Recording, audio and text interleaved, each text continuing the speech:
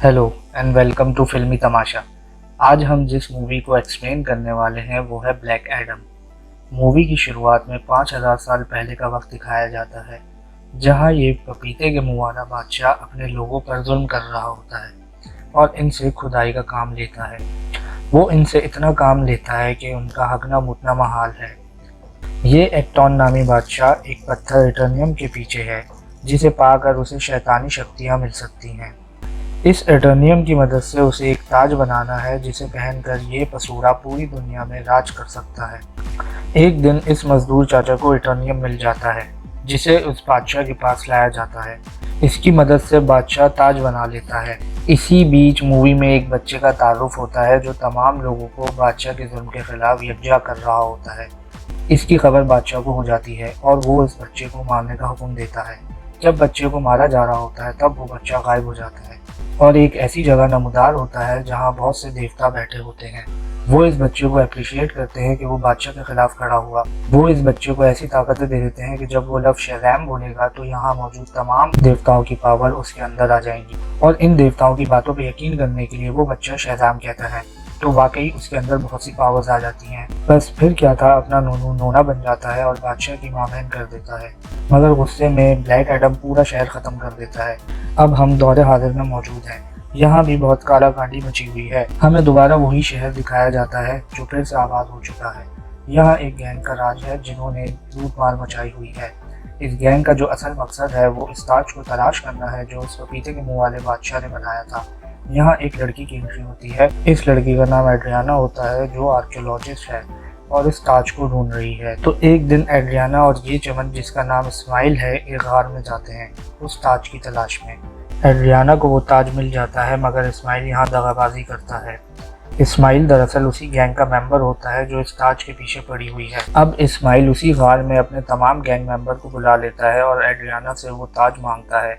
इतने में एड्रियाना को पता नहीं कौन सा कुत्ता काटता है कि वो नीचे लिखे चंद अल्फाज पढ़ लेती है, जिसमें लफ्ज़ शज़ैम भी होता है। शज़ैम बोलते ही अपना रॉक पावर नमदार होता है और उनका बुरकस निकाल देता है। इस्माइल जैसे तैसे बचकर निकल जाता है और एड्रियाना को ब्लैक एडम कुछ नहीं कहता, क्योंकि एड्रियाना ने ही तो उसको आज़ाद कराया होता है। जब ब्लैक एडम घर से बाहर निकलता है तो उसके लिए एक बारात और तैयार होती है।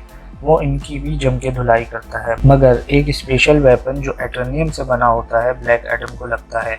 ये मिसाइल जब अपने ब्लैक एडम को लगता है तो ये क्या, अपने ब्लैक एडम को दर्द महसूस होता है। पर हमने तो सुना था मर्द को तो दर्द नहीं होता। खैर, जब ब्लैक एडम सबको ख़त्म कर देता है उसके बाद खुद भी बेहोश हो जाता है। फिर एड्रियाना उसे अपने घर ले आती है। जब ब्लैक एडम को होश आता है तो एड्रियाना का बेटा उसके सामने खड़ा होता है। एड्रियाना का बेटा ब्लैक एडम को कहता है कि तुम 5000 सालों से हार में थे, अच्छा हुआ तुम जाग गए, तुम हमारे मसीहा हो, अब तुम ही हमें इस गैंग से छुटकारा दोगे।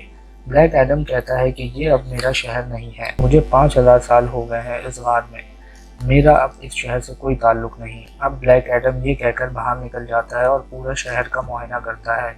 इस सीन में हमें एक औरत अमेंडा वेलर दिखाई जाती है, जिसका काम तमाम सुपर हीरोज और सुपर विलेंस का इस दुनिया में चेक एंड बैलेंस रखना होता है। ये औरत एक सुपर हीरो हॉकमैन से बात कर रही होती है कि ब्लैक एडम आज़ाद हो गया है और वो दोबारा इस शहर को ख़त्म कर सकता है। फिर हॉकमैन एक टीम बनाता है, जस्टिस सोसाइटी ऑफ अमेरिका। इस टीम में हॉकमैन, साइक्लॉप, एटम स्मैशर और डॉक्टर फेट मौजूद होते हैं। ये टीम ब्लैक एडम को पकड़ने के लिए निकल जाती है, लेकिन ब्लैक एडम की पावर का मुकाबला इन चुन्नू मुन्नू पप्पू डप्पू के पास नहीं था।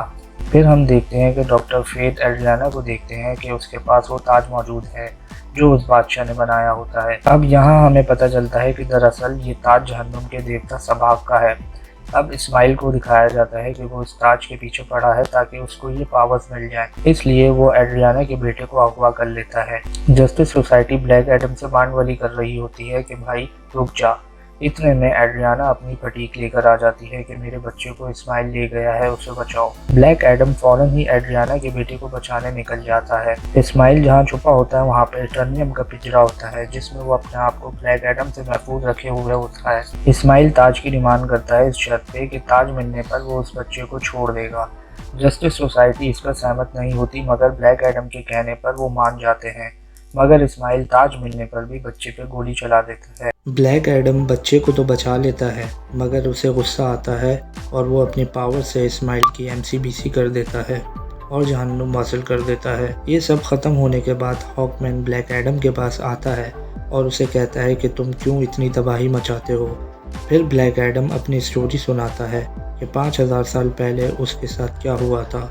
दरअसल ये पावर्स ब्लैक एडम को नहीं बल्कि उसके बेटे को दी। ब्लैक एडम के बेटे ने जालिम बादशाह एक्टॉन के खिलाफ आवाज़ उठाई थी तो देवताओं ने खुश होकर उसे ताकतें दी थी। इस दौरान बादशाह ने ब्लैक एडम और उसकी बीवी पर बहुत जुल्म ढाए और इसी बीच उसकी बीवी मारी गई और ब्लैक एडम भी अधमरा रह गया। तब उसका बच्चा उसके पास आया और अपनी तमाम ताकतें ब्लैक एडम को दे दी। अपनी तमाम ताकतें देने के बाद ब्लैक एडम का बेटा एक आम आदमी बन गया था। उसी दौरान बादशाह के आदमियों ने उसे मार डाला, जिसकी वजह से ब्लैक एडम को शदीद गुस्सा आया कि वो अपने आपे से बाहर हो गया और उसने बादशाह के साथ तमाम शहर को गर्क कर दिया। अब ये देखकर देवताओं को गुस्सा आ गया कि ब्लैक एडम ने उन ताकतों का गलत इस्तेमाल किया है, इसलिए उन्होंने ब्लैक एडम को एक गार में कैद कर लिया और उसी तरह एड्रियाना ने ब्लैक एडम को 5000 साल बाद आज़ाद करवाया। अब क्योंकि सब कुछ ठीक हो गया था तो हॉकमैन ने ब्लैक एडम को कन्विंस कर लिया कि वो अपने आप को सरेंडर कर ले,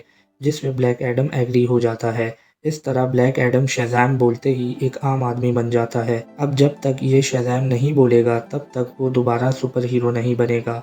अब जस्टिस सोसाइटी ब्लैक एडम को एक सेफ जगह पर ले जाती है और उसका मुंह बंद करके पानी में डाल दिया जाता है ताकि वो कभी भी शज़ैम न बोल सके।